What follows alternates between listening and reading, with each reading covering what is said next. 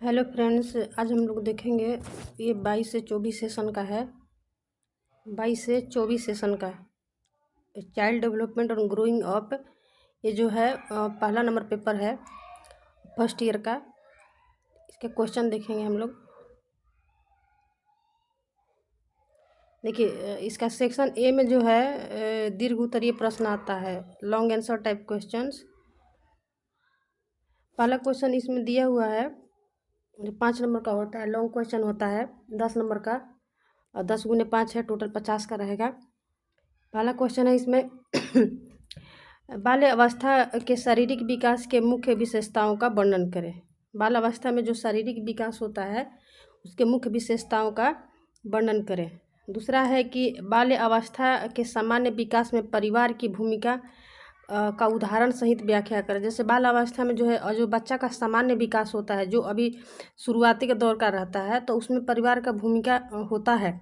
ऐसे कि क्योंकि जो है बच्चा होता है जो परिवार में ही बड़ा होता है, शुरू उसको परिवार में ही रहना होता है, तो उसका कुछ जो शुरुआती विकास होता है वो परिवार के माध्यम से ही होता है। ठीक है, उसके बाद जो होता है सोसाइटी के माध्यम से होता है। ठीक है, तो पहला जो है परिवार के माध्यम से ही बच्चा का सामान्य विकास होता है। तो वही बोल रहा है कि परिवार की क्या ही भूमिका है, आप उसका वर्णन करें, उदाहरण सहित वर्णन करें। मतलब एक उदाहरण देना है कि बच्चा का ये जो विकास है परिवार में हुआ।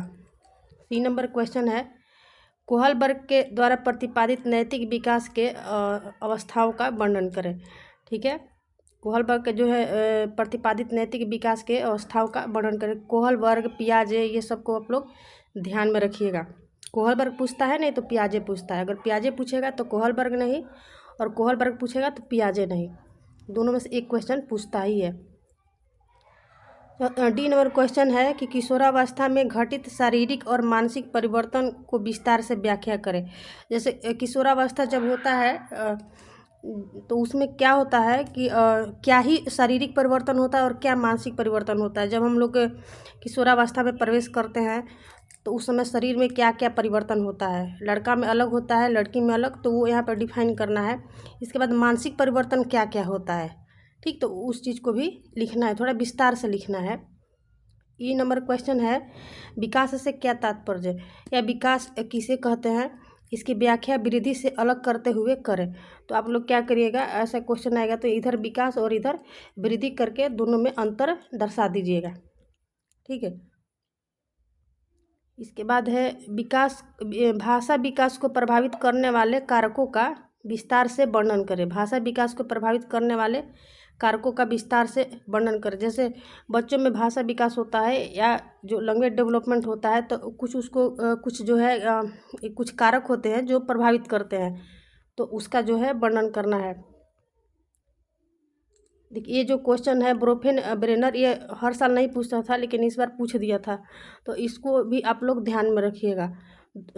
ब्रोफेन ब्रेनर द्वारा प्रतिपादित समाजीकरण के संदर्भ में स्थापित परिस्थितिकी सिद्धांतों की व्याख्या करें।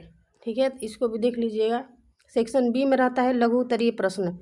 ठीक है, इसमें आपको 4 प्रश्न उत्तर देना होता है। बाकी आप पहला जो है दीर्घ उत्तरीय को थोड़ा सा मैनेज करके चलिएगा, तभी आपका जो है ये चारों क्वेश्चन भी हो पाएगा। क्या होता है कि उधर लोग ज़्यादा लिख देते हैं, फिर इधर समय नहीं बचता है लिखने के लिए।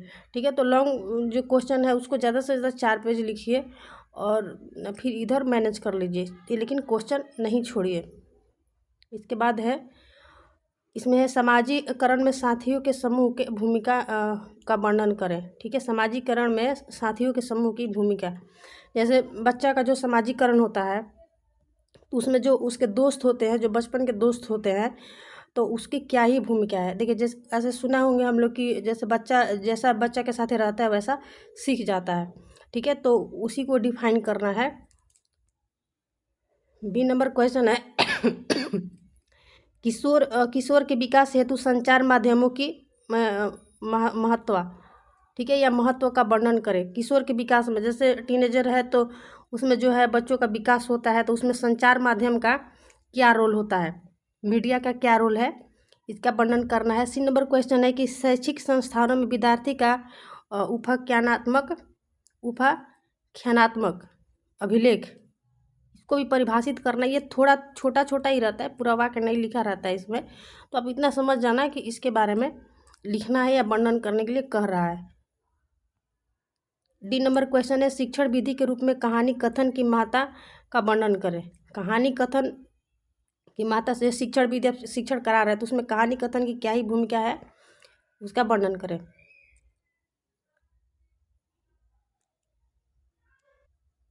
इसके बाद है, एक स्वस्थ विकास हेतु प्रतिस्पर्धा और एवं सहायता की सार्थकता का वर्णन करना है। इसमें से आपको 4 ही लिखना है, तो जो आप लोग का आएगा वो 4 लिख लेना है, बाकी जो नहीं आता है उसमें ज़्यादा दिमाग नहीं लगाना है। बालकों के बीच व्यक्तिक अंतर, ठीक है, बालकों के बीच व्यक्तिक अंतर क्या होता है आपको लिखना है। सेक्शन सी में वस्तुनिष्ठ प्रश्न रहता है, ऑप्शन वाला ऑब्जेक्टिव टाइप। इसमें देखिए पहला क्वेश्चन इसमें दिया था, अच्छा इसका ऊपर में होगा,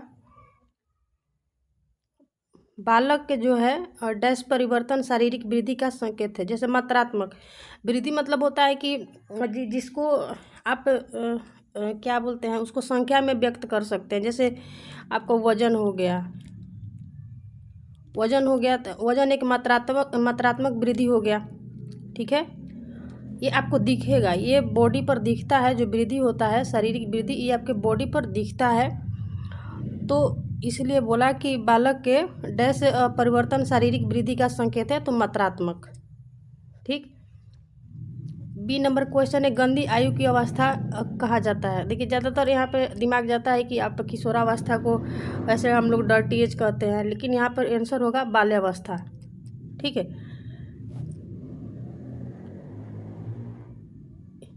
थोड़ा सा धुंधला आ गया है, इसको देखेंगे। यहाँ पे दिया है कि मतलब किसने कहा था कि किशोरावस्था एक तनाव, संघर्ष और तूफान और विरोध का काल अवस्था है। ऐसे होता है कि कहा जाता है किशोरावस्था में जब बच्चा प्रवेश करता है तो क्या होता है कि उसको कोई भी बात गलत लगता है, ठीक है, वो ऐसे तनाव में रहता है, संघर्ष करता है, और इसके बाद तूफान का एज भी कहा जाता है इसको। और यहाँ पे कोई बड़े लोग जब कुछ बात बोलते हैं तो बुरा ही लगता है, तो इसलिए इसको विरोध का काल ही कहते हैं। तो ये कहें स्टैनली हॉल ने, यह स्टेटमेंट है, आपको 1-2 स्टेटमेंट रहता है, इसको भी ध्यान में रखिएगा आप। अवस्था में शैशव अवस्था की पुनरावृत्ति की झलक मिलती है वृद्धावस्था में।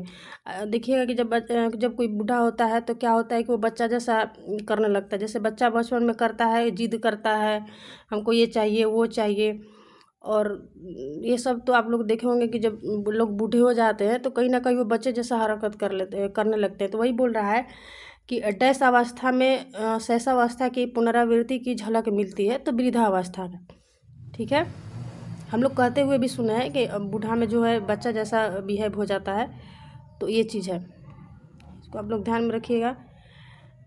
बालक के संवेग को डैश इंगित नहीं करता, सहनशीलता, ठीक है। बालक के संवेग को इंगित नहीं करता, क्या है, सहनशीलता। बाकी आपका ख़त्म हो गया, ठीक है। और जो दूसरा पेपर है तो उसका हम वीडियो थोड़ा देर बाद अपलोड कर देंगे।